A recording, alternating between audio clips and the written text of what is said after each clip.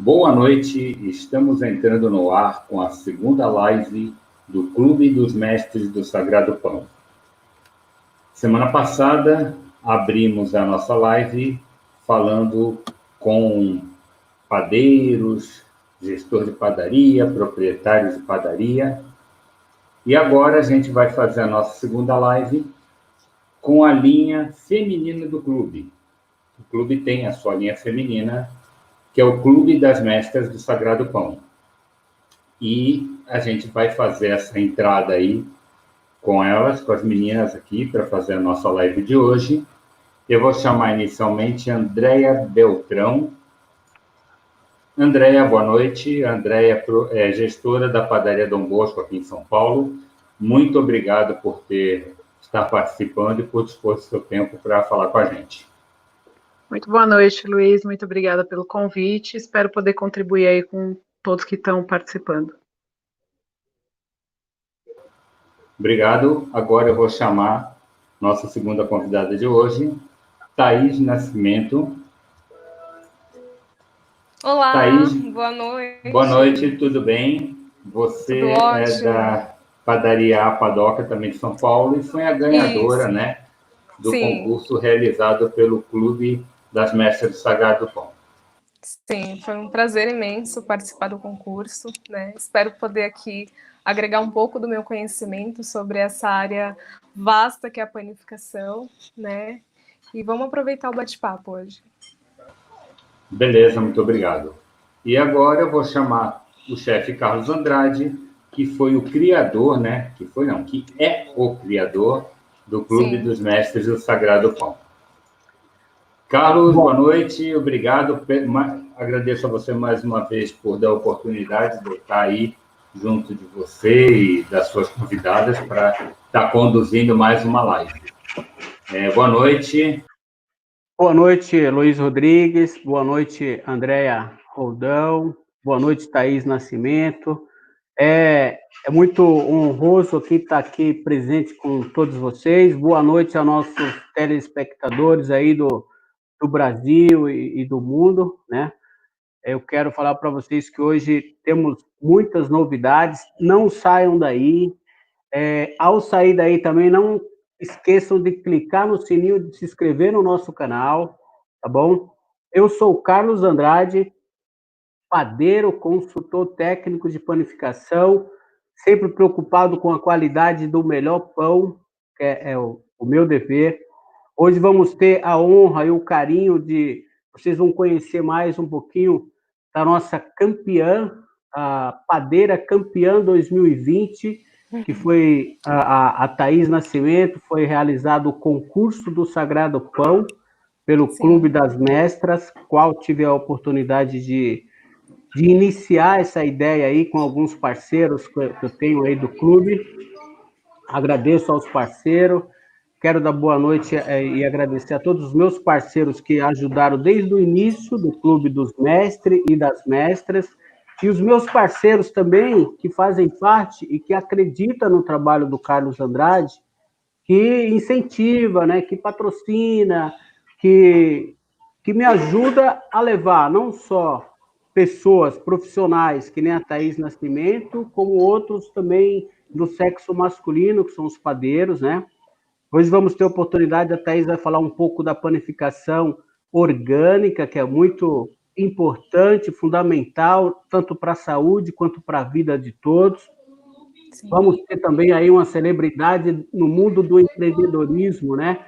Falar da atualidade na padaria, de administrar a padaria, né? A Andréia Roldão aí, com a sua experiência, que vai nos trazer e somar junto com a gente. Obrigado, André, por você ter aceitado esse convite com a gente. Muito obrigada pelo convite, Carlos. Né? Os nossos convidados hoje, os nossos telespectadores, vão ter bastante coisa. Eu quero falar um pouquinho mais para frente sobre massas madre, pães funcionais, pães rústicos, fermentação natural. Vamos falar de pães industrializados, né?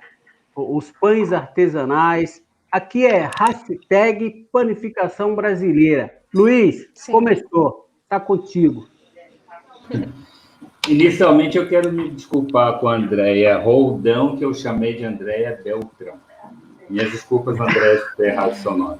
Fica tranquilo que acontece bastante.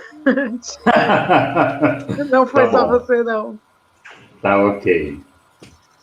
Então é o seguinte, como o Carlos falou, vai ser um bate-papo com as nossas convidadas, a gente vai falar de panificação, de pão orgânico, de massa madre, de pães rústicos, mas antes de entrar no assunto mais produto, eu queria ouvir um pouco, inicialmente, da Thaís, o que é essa situação de mulher padeira.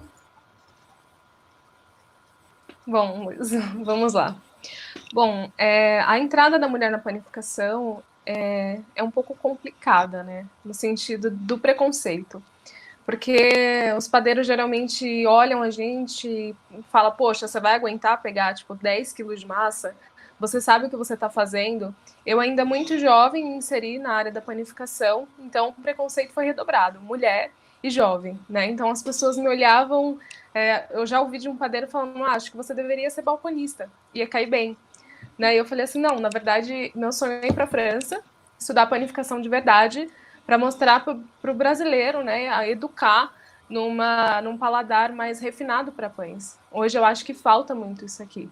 Eu acho que é uma preocupação que nós, mulheres, temos bastante em relação à aparência dos pães, né, que eu acho que é muito importante para a gente conseguir trazer a amplitude do que é a panificação, porque hoje a gente aqui no Brasil tem diversidades, mas eu acho que muito pouco ainda em relação ao que a gente tem na Europa.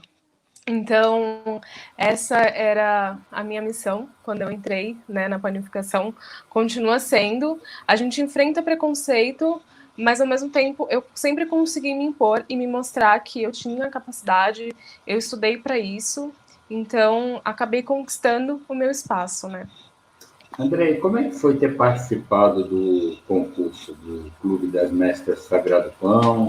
Um concurso só de mulheres? Como é que foi isso daí? Sim. Foi um convite um tanto inesperado, né? Eu não sabia da existência do Sagrado Pão até ser convidado pelo Carlos. E quando eu recebi foi uma alegria, né? Então eu me empenhei em formular receitas e exclusivamente veganas, porque ainda é algo novo também, né? A ser inserido. E a panificação vegana ela é muito interessante, porque as pessoas têm um preconceito de achar que o pão vegano ele não vai ser macio, ele não vai ser saboroso. E todos os pães do concurso que eu trouxe foram veganos e os convidados se surpreenderam com a maciez, a qualidade do pão, volume, textura. Então, foi muito bacana conseguir trazer isso para o concurso. Foi muito gratificante. Beleza. Agora eu vou colocar a Andréia Roldão, não vou errar seu nome agora, na nossa conversa. Andréia, você trabalha na parte da gestão da padaria Dom Bosco, né? Mas, óbvio, você tem envolvimento com produção, com área de padaria, confeitaria. Fala como é que é para a gente a questão da mulher ali na frente, na direção do negócio, como é que funciona isso? Hoje em dia é bem mais fácil, né? Eu tô na padaria já tem 25 anos e no início era muito mais difícil, né? Porque se hoje já é difícil você encontrar mulheres na panificação, há 25 anos atrás era muito mais difícil. E há 10 anos atrás a gente acabou mudando a padaria de prédio e eu passei a trabalhar de uma outra maneira, com fornecimento de pães para hotéis, bares, restaurantes, indústrias de tecelagem, que tem muito no Bom Retiro, e passei também a fazer coffee breaks. E aí, isso, de certa forma, foi me aproximando mais com alguns clientes, né, por conta, acho que até do sistema de coffee break, de gestão, e aí a gente vai se adaptando, né, e vai vendo uma nova realidade dentro do negócio.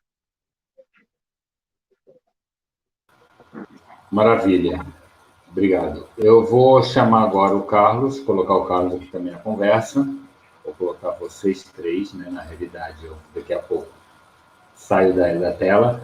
Carlos, fala um pouco para a gente, inicialmente, aí, você criou primeiro o Clube dos Mestres do Sagrado Pão, depois você tomou a decisão, conversou até comigo, vou fazer um clube feminino, só de mulheres.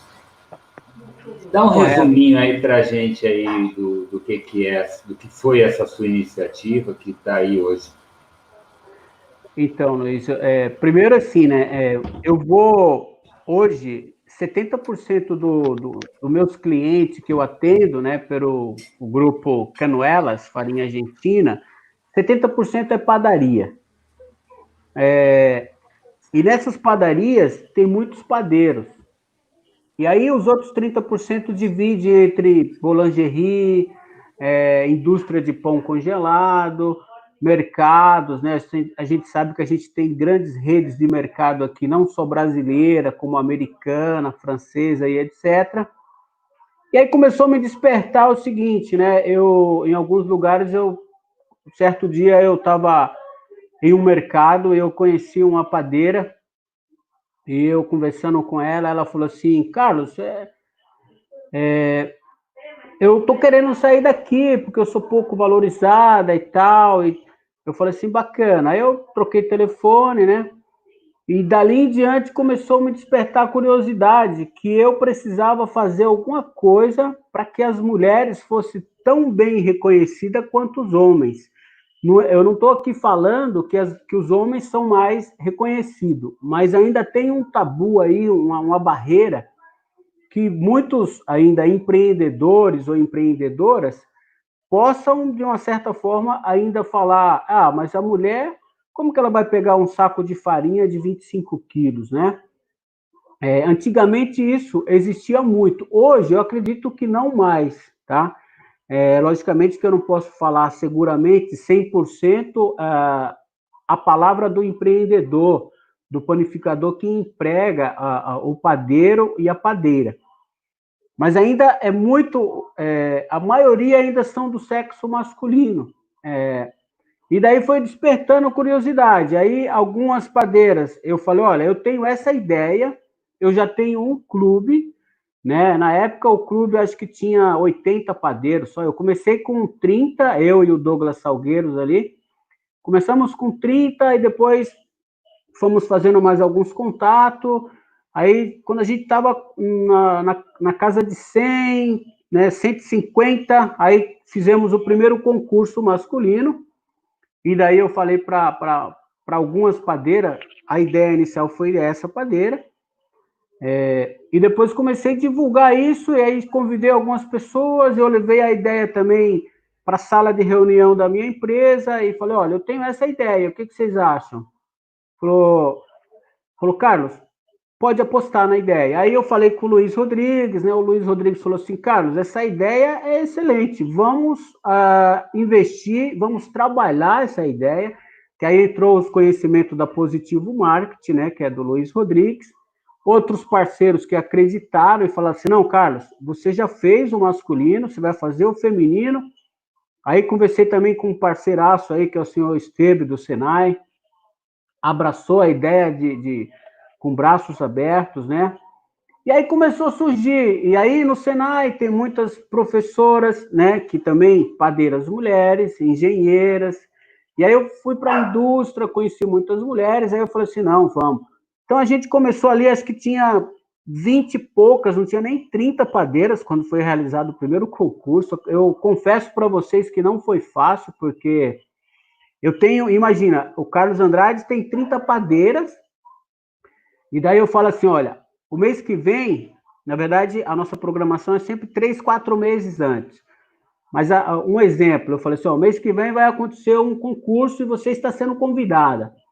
Aí fui lá, convidei 20, porque a gente convida de 20 a 30, faz uma seletiva, são 3 etapas, né, de seletiva, e vai filtrando, porque dentro da escola, de qualquer escola, o número máximo é 10, a gente procura trabalhar com certo conforto, para não ficar desconfortável para ninguém. A gente trabalha sempre com a média de 6 a 8 colaboradoras concorrentes, né?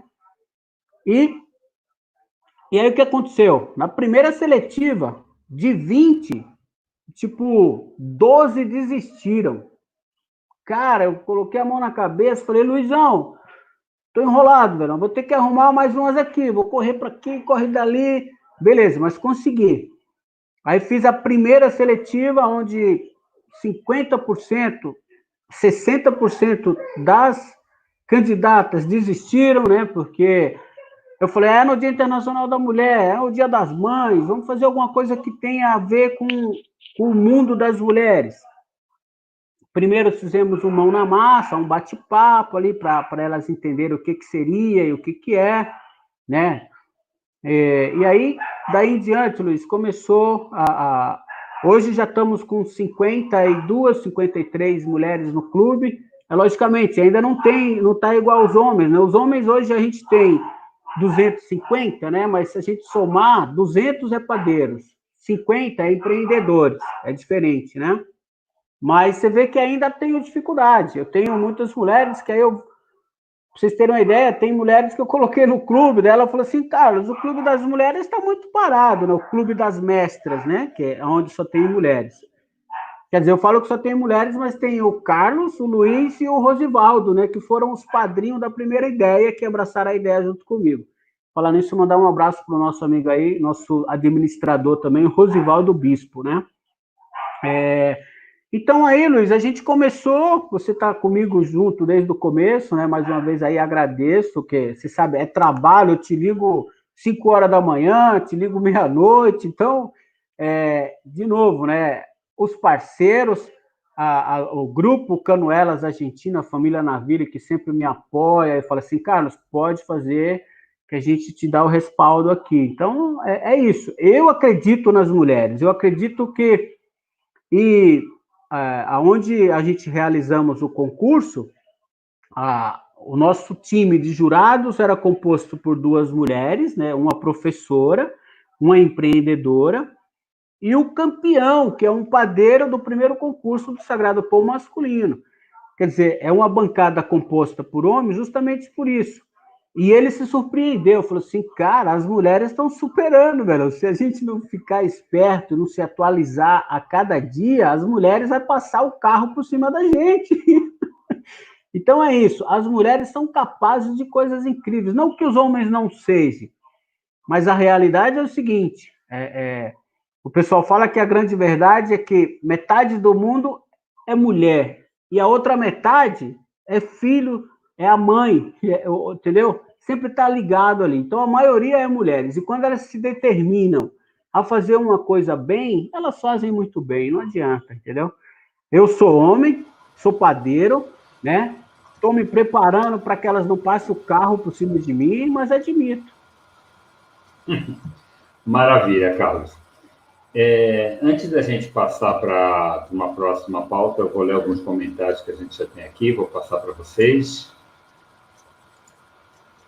O José Francisco Meira Neto, né? Ele manda aí um parabéns. Kleber Oliveira, parabéns para as mestras. Manda um parabéns para a Andréia, né? João Aparecido, boa noite, mestras. Tem várias boa noites, eu não vou... Aqui tem um boa noite que está vindo de Atibaia. Hélio Gonçalves, pai, parabéns, Thaís. João Aparecido, vamos lá, tem mais aqui. Caramba, tem bastante. Ó, esse aqui é... Vamos botar esse que é grande aqui, ó. Karen Cristina, é lindo ver a mulher desbravando em qualquer profissão. É uma honra ter uma irmã padeira que já quebrou vários paradigmas em um mundo machista. Está no caminho do seu grande sucesso. Parabéns, Thaís. Aí, bacana, hein? Agora a gente vai partir para outros temas, outros assuntos. Eu vou chamar André Roldão, porque inicialmente eu vou falar um pouquinho, já que você está mais na parte de gestão. Eu quero saber como é que foi essa questão aí da pandemia na sua padaria e como é que você está se ajustando agora com esse novo momento, né? para nós foi uma situação, está sendo ainda, né, muito delicada, porque como a nossa padaria é bem pequena, a gente quase não tem espaço assim para atendimento ao público, e nosso trabalho é focado no atendimento externo. Então, logo que começou a pandemia, a ter uma movimentação, principalmente antes até do governador decretar a primeira quarentena, a gente já vinha acompanhando através das escolas, como a gente fornece, eles começaram a diminuir os eventos. Eu tenho uma escola que eu faço coffee break todo dia, fazia, né? E eles começaram a cancelar, em 2 semanas começou a cancelar, e aí no dia 18 de março eu já encerrei um período de atendimento à tarde, porque não tinha mais gente circulando, né, ali no Bom Retiro. E aí eu passei a trabalhar das 5 às 14, né, fazer um horário. Aí aquilo não estava dando certo. Aí 2, 3 dias sem movimento, eu passei a fechar às 13, passei a abrir às 6, e aí, conclusão, eu fiquei trabalhando das 6 ao meio-dia, continuo fazendo esse horário, fico até meio-dia e meia, 1 hora no máximo, até fazer toda a parte de limpeza, higienização. E para nós, mesmo agora com a reabertura, está muito difícil, porque as escolas não voltaram, a gente tem quartéis ali na região, eles continuam trabalhando em horário reduzido, então não tem aquele fluxo de pessoas, o bairro é tipicamente comercial, as lojas começaram a retomar agora, a gente fornece pão para lojas, os hotéis não voltaram, as escolas não voltaram, então tudo isso afeta nosso movimento. A gente continua fazendo isso, a gente intensificou a parte das entregas, eu já tinha um sistema de delivery próprio, eu não entrei para nenhum aplicativo, eu ando pensando muito nessa questão em função de taxas elevadas e tudo mais, isso implica em reajustar meus preços para poder vender dessa forma. Então, eu continuo operando com o meu sistema de delivery próprio, intensifiquei a parte, em abril eu comecei a fazer festas na caixas, intensifiquei a parte de café da manhã, fazendo cestas de café, e aí eu comecei a ter um certo retorno, mas o que acontece, né, padaria a gente tem que ter escala de produção, tem que ter volume, né, isso é um atrativo que tem levado para outras coisas, mas a minha situação é essa, né? De um movimento, eu fiquei trabalhando, operando, vendendo 12% do meu movimento, então é uma situação bem complicada, né? Bem complicada mesmo. Realmente, quando você fala de estar participando de uma rede de aplicativos, a gente chama de marketplace, né? Esses lugares que reúnem vários, né? De você avaliar a taxa, ter que mexer em preço. Hoje, nesse momento, é uma situação bem delicada. E, Thaís, como é que foi lá na Padoca esse momento aí da pandemia? Luiz, a minha conexão ela tá um pouquinho comprometida, então se vocês não estiverem me ouvindo, você me dá um toque, tá bom? Estou ouvindo bem, fica tranquilo. Mas tá ouvindo? Tá ok. Então vamos lá. Diferentemente dessas padarias que estão centralizadas em lugares onde tinha muita empresa que dependia desse movimento, a gente está localizado dentro de um condomínio. Então, a gente, na verdade, teve o oposto, a gente teve um aumento de 15% no nosso movimento, graças a Deus. As pessoas passaram a ficar muito em casa e a gente não precisou fechar, né? O decreto não solicitou que nós fechássemos por estar dentro do condomínio, nós tomamos todas as medidas necessárias e fizemos entregas também. Então, nós tivemos aumento aí de 15%, graças a Deus. Conversamos muito com os clientes, né, para entender as necessidades e o que eles estavam buscando nesse momento de quarentena. Então, a gente fez uma pesquisa, adicionou novos produtos, colocou uma geladeira para colocar até mesmo carnes, né, congeladas. A gente teve que fugir um pouquinho do nosso padrão para poder atender, aumentar o faturamento nesse período e conquistar novos clientes, porque dessa forma a gente demonstrou que se importava com os clientes, né? Então, acho que foi um momento muito importante, a gente acabou tendo proximidade com mais clientes, inovou. Então, foi realmente, superou nossas expectativas em relação a isso, porque mesmo dentro de um condomínio, a gente ainda tinha o medo, né, do pessoal ficar com tanto receio que não quisesse nem mesmo descer até o estacionamento, que é onde fica, né, a padaria, e aí possivelmente acabar comprometendo o nosso faturamento, mas não foi o que aconteceu. Bacana, você realmente é um lado bem diferenciado aí da maioria, né? O que aconteceu com a grande maioria que está na rua, que é aquela padaria tradicional.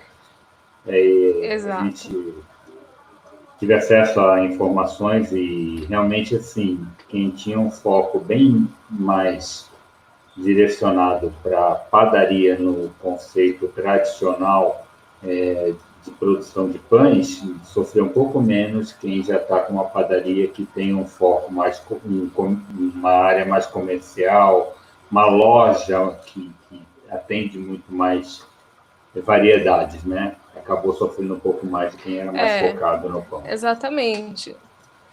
Na realidade, não fazia parte, né, do que a gente colocava como produtos na padaria.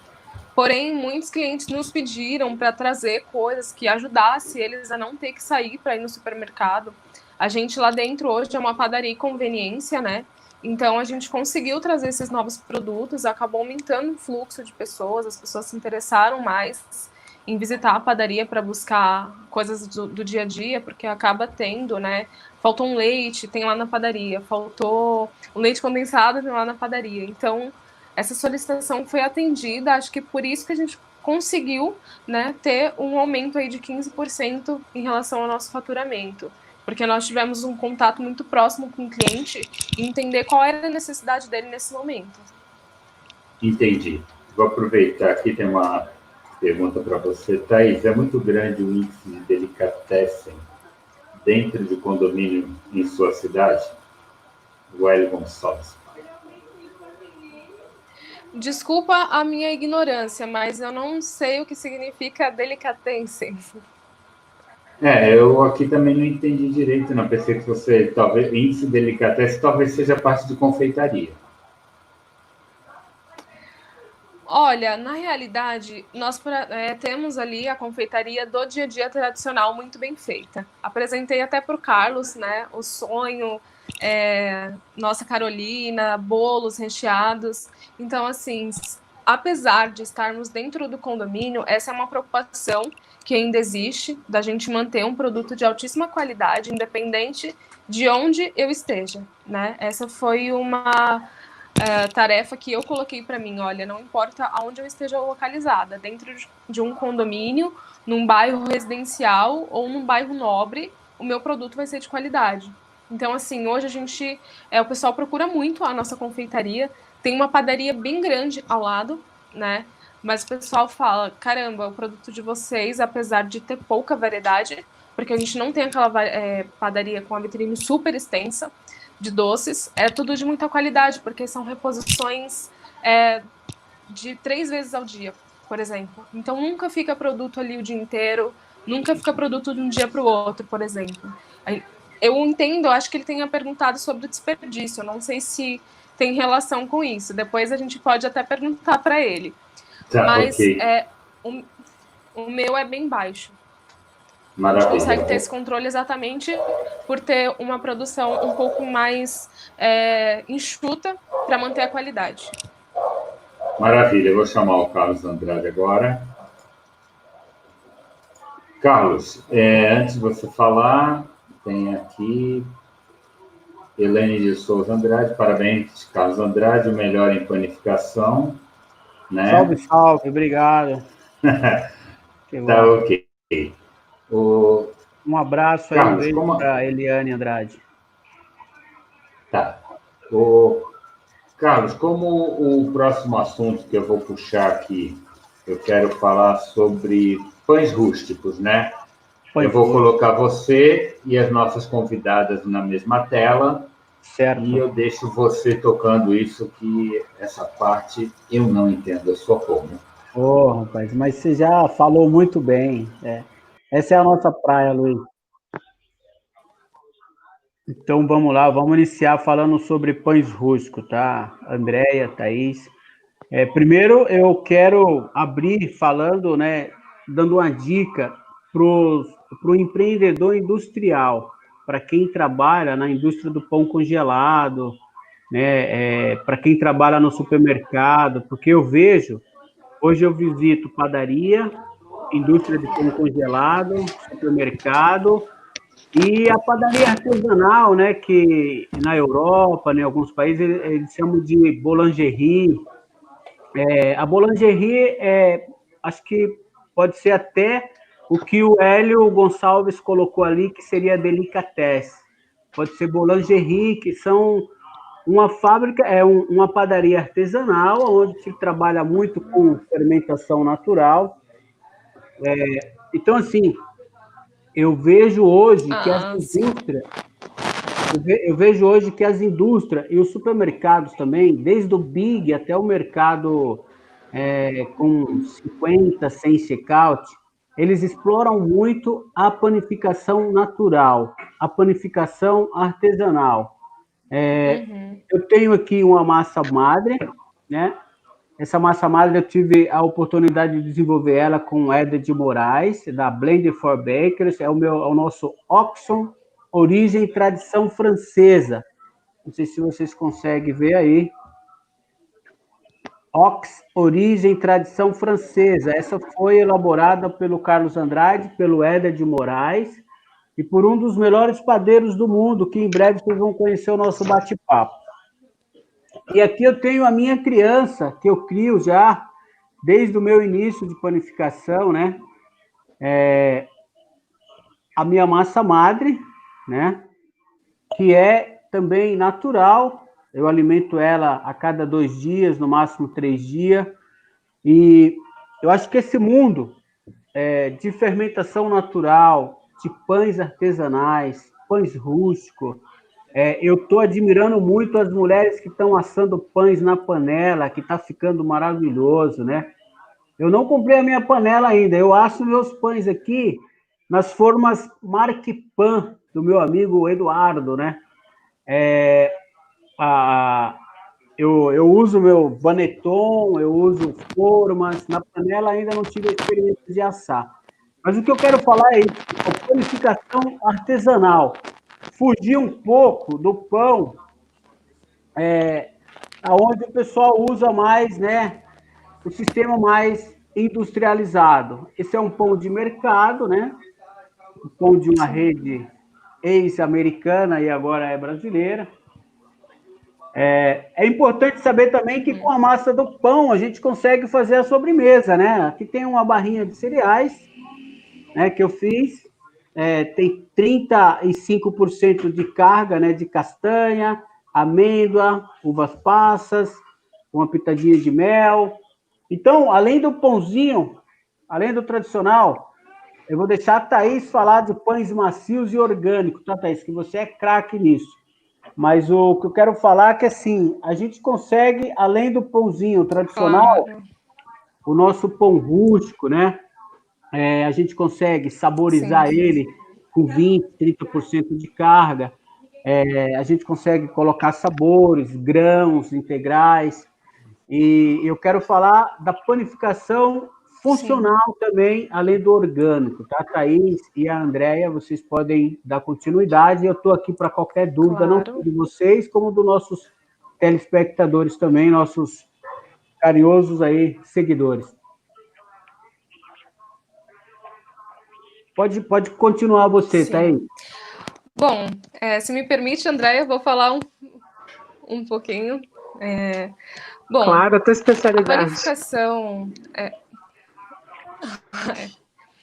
Essa panificação orgânica que o Carlos tanto fala, né? Eu acho que hoje nada mais é para mim, Thaís, né?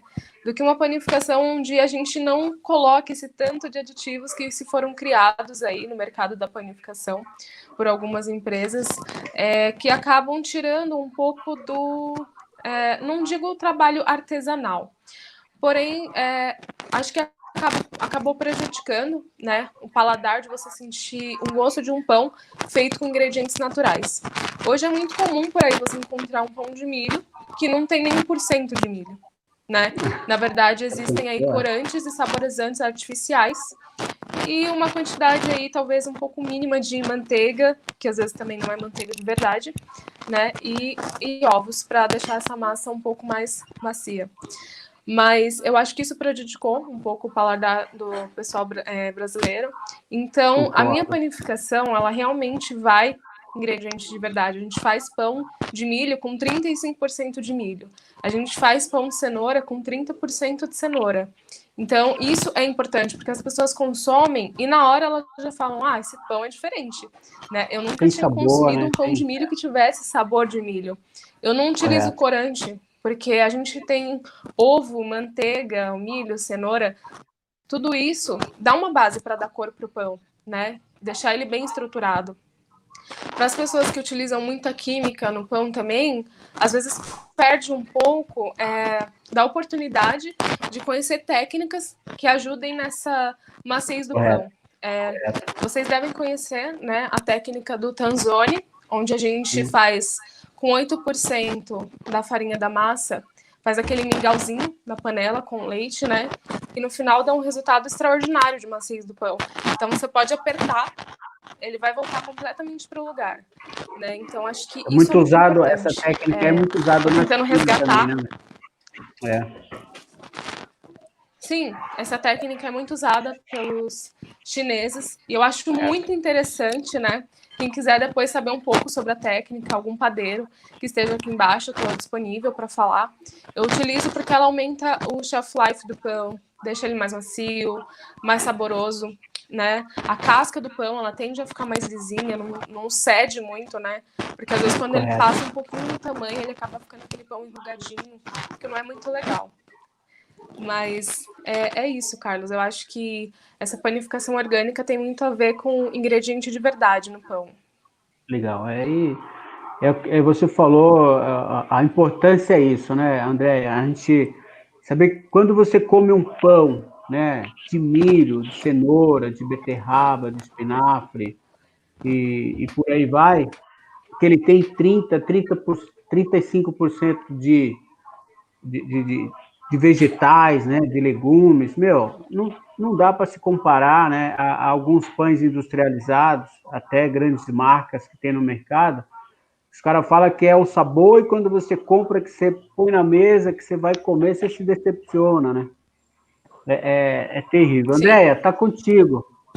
Nessa linha de pães orgânicos, né, a gente faz alguns pães com vegetais. Eu faço de beterraba, cenoura, legal. Mandioquinha, abóbora, que eu acho é o meu preferido, é o de abóbora. Ele fica super macio, dá uma cor maravilhosa no pão. A gente faz na linha de pães de fermentação natural, a gente faz um multigrãos, eu faço ele numa forma baby de pão de forma, né, para não ficar uma coisa muito grande. As famílias hoje em dia são menores. A gente faz pão rústico. No máximo 400 gramas, né, André? Na realidade, eu corto até menor. Essa forma ela é pequena, a gente corta com 220, 230 gramas para ele ficar no final com 200, né? Excelente, mesmo pão de azeitonas, pão português, pão de milho, a gente faz nessa linha, faz ele num formato diferente. O que eu faço na forma de pão de forma baby é esse multigrãos. E para os eventos, o que a gente acaba fazendo? Todos esses pães de cenoura, abóbora, beterraba, eu faço ele bolinhas, né, de 25 a 30 gramas, e aí a gente compõe um recheio diferente. Por exemplo, no multigrãos, eu faço um ceviche de abobrinha, que fica super gostoso. Então, além de um pão sem fermento, ele é um pão que atende quem é vegetariano, porque não vai nada de carne. Então, a gente tem uma preocupação nessa linha, nos eventos também, de levar produtos que atendam pessoas que são vegetarianas e veganas, né? Bacana, é bem legal. A gente busca, né, sempre novos recheios e alternativas. Tem uma caponata berinjela também que a gente faz, que atende quem é vegetariano e vegano, que é super gostosa. E aí a gente vai sempre buscando essas alternativas para poder atender. Eu encontrei a parceira da Thaís aqui, hein, Thaís? Pois é. Agora, André, você falou uma coisa, Carlos. né? É verdade. você falou uma coisa, André, que eu achei super interessante. Eu acredito que alguém do outro lado, que está nos assistindo também, possa estar se perguntando isso, se é que não já perguntou, né? Você atende bastante eventos, você monta muita cesta de café, né, André? Sim, eventos eu E a atendia bastante. bacana, deu uma caída, né?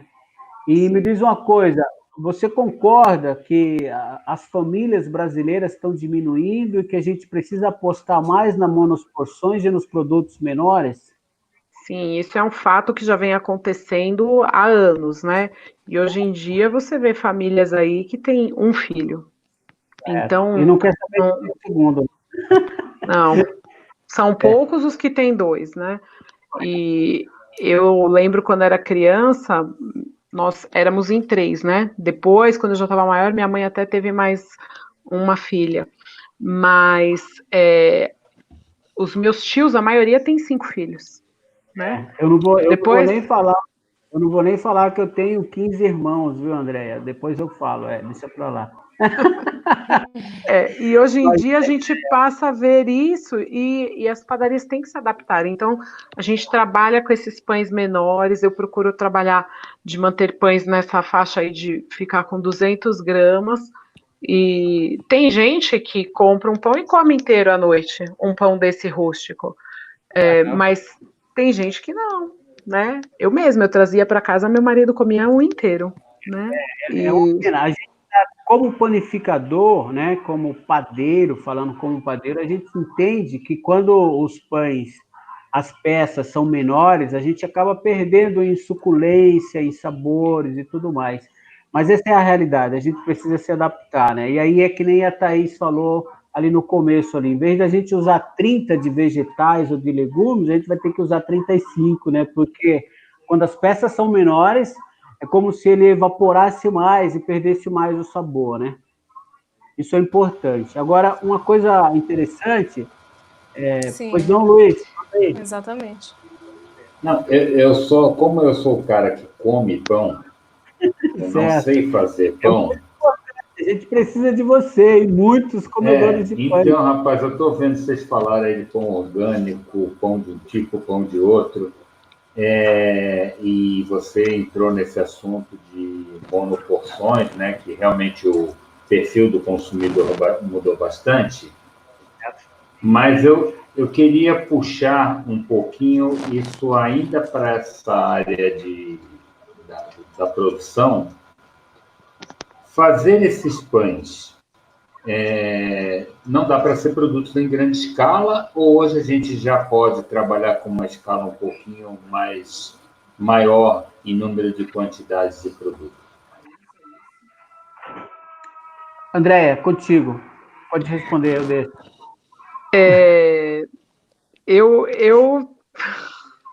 eu acho que a gente tem que partir para essa linha das porções menores, né? É uma realidade, não tem como fugir disso. O que eu vi uma vez numa padaria que eu fui tomar café, ele tem um pão rústico maior, e você vai tomar café, você tem a opção de comprar meio pão. Mas hoje em dia, pensa, na situação que a gente vive, frente a pandemias e tudo mais, uma coisa também que nós acabamos fazendo é a gente passou a embalar praticamente todos os pães em embalagens menores e individuais para a pessoa já levar aquilo pronto. Então, vamos supor, num caso desse, você vai pegar um meio pão que, lógico, foi manipulado por alguém dentro da padaria, mas, sinceramente, hoje em dia, eu acho isso muito estranho. A gente tem que partir, sim, para atender o consumidor de uma forma mais assertiva, né, na questão das porções. Correto. Para mim tá travando um pouco a conexão, tá um pouquinho difícil ouvir. Tá, você não está ouvindo, Thaís, a gente falar? Thaís? Tá um pouquinho difícil ouvir, a conexão para mim tá um pouquinho ruim. Tá, É que eu fico num lugar onde o sinal não é minha casa, não tem um sinal legal. Ok, não tem problema. Me perdoem qualquer coisa, viu? Luiz, Imagina. teve alguma reclamação aí no nosso chat aí, Luiz? Não, eu até preciso colocar algumas mensagens aqui, né? Vou colocar, e a gente está faltam só 15 minutos para encerrar a live. Eu vou colocar umas mensagens aqui, espera um pouquinho. Aham. Ok. Tá ok.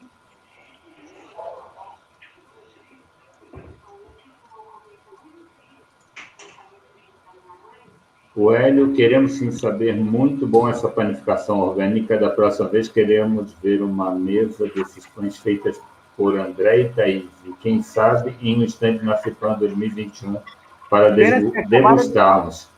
É isso aí. Bom, ia ser beleza. um enorme prazer, ou será um enorme prazer, né?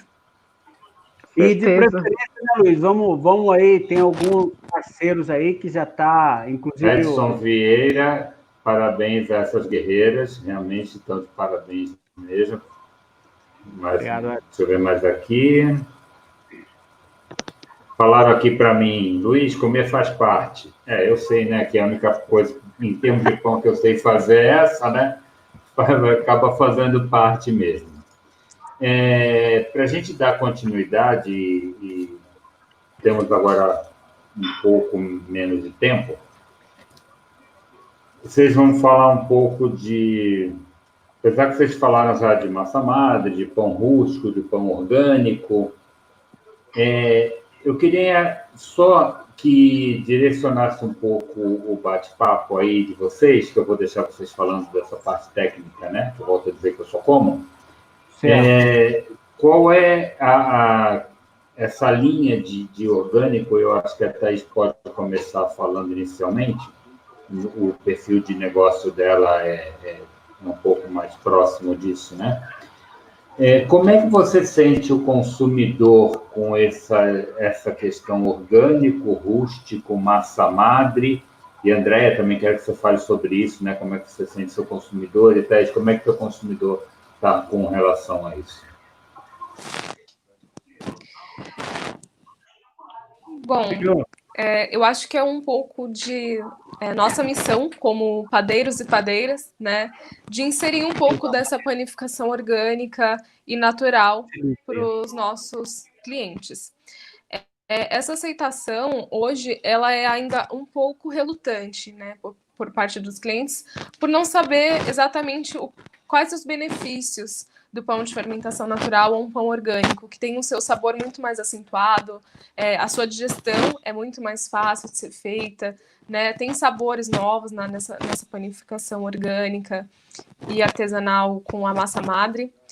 Mas, assim, a gente ainda consegue, aos poucos, fazer com que esse cliente, que mesmo que esteja dentro de casa, ali no condomínio, consuma esses produtos, né? Eu acho que vai ser algo mais crescente, que os padeiros vai ter que ir inserindo e educando os clientes a comerem esses pães. Porque na Europa é muito comum. A gente chega, acho que em qualquer boulangerie, vai ter pães de fermentação natural, pães específicos, né? Uma baguete lá não é qualquer baguete. Então, assim, eu acho que falta um pouco a gente educar um pouco os clientes, mas essa aceitação hoje, apesar de um pouco difícil, eu converso com outros profissionais também, todos relatam a mesma dificuldade quando você é uma padaria do dia a dia, mas quem prova gosta muito, né? Se surpreende com o sabor, textura. Geralmente esse cliente sempre volta a pedir esse tipo de produto. Na minha padaria, quando eu comecei a fazer os pães rústicos e de fermentação natural, a gente sempre colocava uma degustação. E aí, assim, com isso, você vai mostrando para o cliente que aquele pão não é nenhum bicho de sete cabeças, né? Porque às vezes a pessoa está acostumada só a levar um pãozinho francês ou uma baguetinha simples de parmesão. A gente tem um pão lá que a gente faz que é um canoinha, que ele parece um semi-italiano, e aí de repente você põe um pão maior, com um aspecto diferente, uma casca diferente, né? Então, se você não fizer uma degustação, aquilo não vai surtir efeito. Você vai vender ou não. Então, assim, isso foi fundamental colocar para que os clientes conhecessem.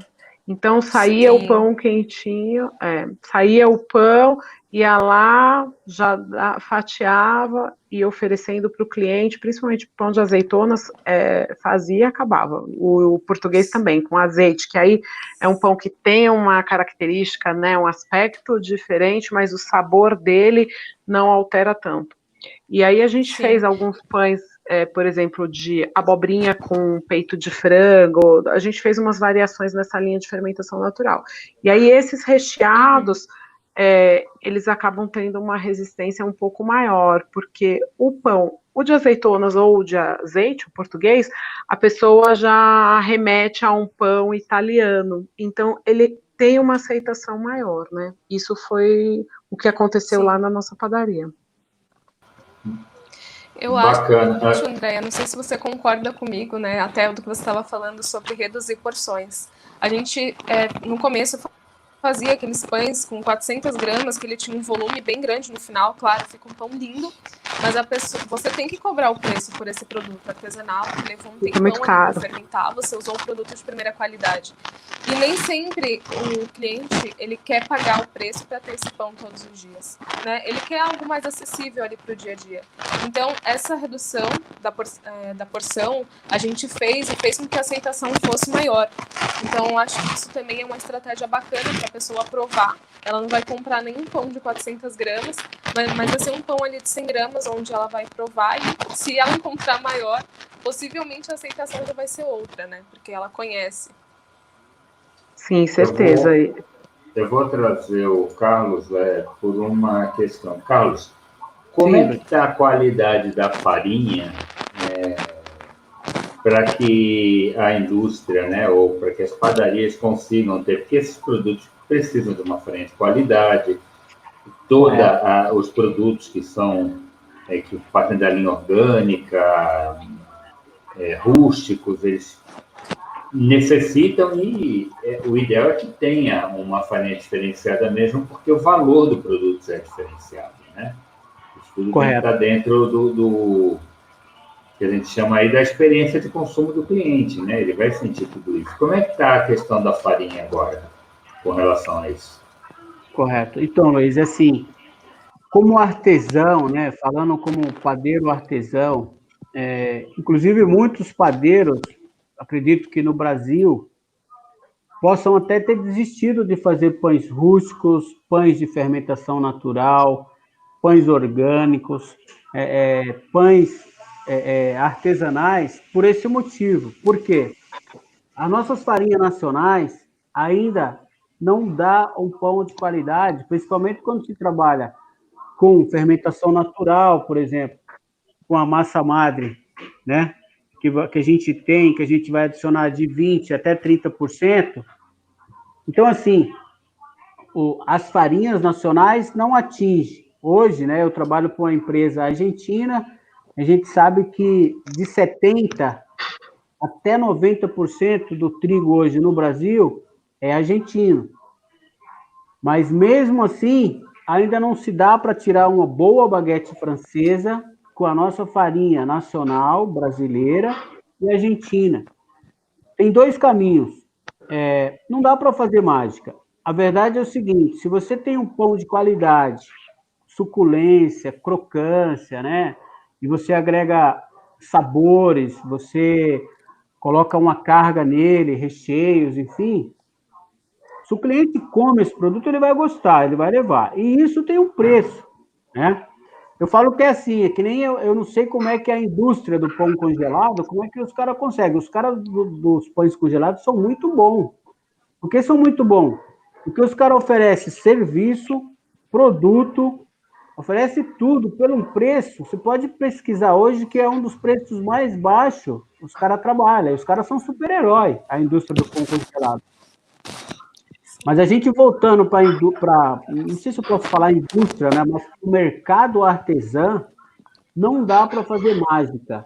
Não dá para fazer um pão de qualidade, um pão com as mesmas características de um pão europeu, um pão alemão, um pão americano, usando apenas massa madre, seja ela fresca ou desidratada, a gente, tem algumas farinhas aí, eu não posso falar muitos nomes aqui, porque papai pode estar me assistindo, ele pode falar, Carlos, que é isso? A gente vende farinha pureza, mas o ideal é que, pelo menos, na sua massa madre, na sua fermentação base, que é a sua massa madre, a gente usa também como fermento, é que você tenha, nesse produto, pelo menos, para você fazer baguete francesa e pães rústicos de qualidade, é que você alimente ele com a farinha francesa, tá?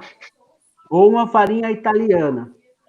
Brasileira e argentina ainda não dá.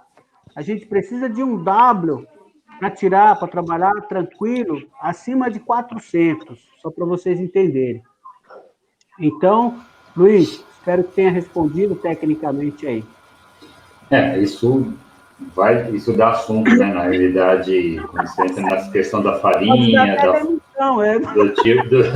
do tipo de farinha e tudo, isso aí dá bastante assunto. A gente está com os últimos 5 minutos, passa rapidinho o bate-papo, né? A Thaís e a Andréa sabem que para tirar um bom pão, uma baguete francesa, um pão europeu, precisa ter um bom blend de farinha e uma boa massa madre como base. Ponto. Ok? Certo? Respondi aí, Thaís, Andréa, vocês concordam? Sim. E só vou falar mais uma coisa, um monte de zero, né? Quem é do setor vai entender. Quem é do ramo, quanto mais zero, tem que ter um melhor. monte de zero aí, né? Correto. Então, pessoal, a gente está aí nos últimos 4 minutos, né, para encerrar nossa live. Eu, antes de fazer o encerramento final, eu vou passar a palavra para as nossas convidadas. Em nome do clube, agradeço o tempo que vocês disponibilizaram para estar aqui com a gente, as informações, os assuntos, foram muito interessantes, eu agradeço bastante. E vou passando para vocês irem se despedindo. Gostaria que vocês passassem rede social da padaria, endereço. Fiquem à vontade, até porque eu vou querer ir para comer pão. Então, tá bom? E então eu vou passando. André, eu vou iniciar contigo, tá bom? Bom, a Panificadora Dom Bosco fica no Bom Retiro, Rua Afonso Pena, 378.